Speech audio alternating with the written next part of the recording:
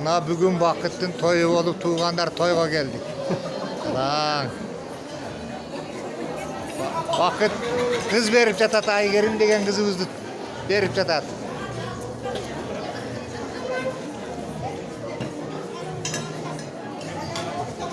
Eğer etlerden bari döner giyin kalıp kalmakla. Buna Lady da veri görsettik o çocuğunu. Çip ben çocuklarım veri kara. Oo veri kara. Oy malades.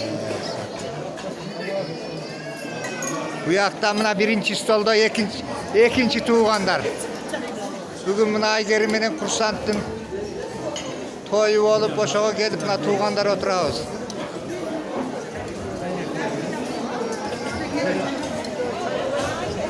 Oy çocuğa.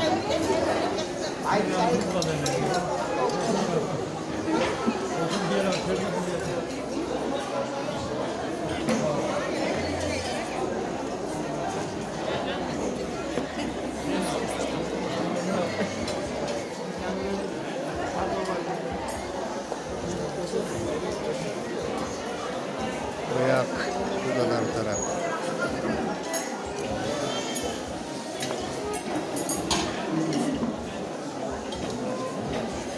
Tuğanlar hemen davul koşuşuyorlar.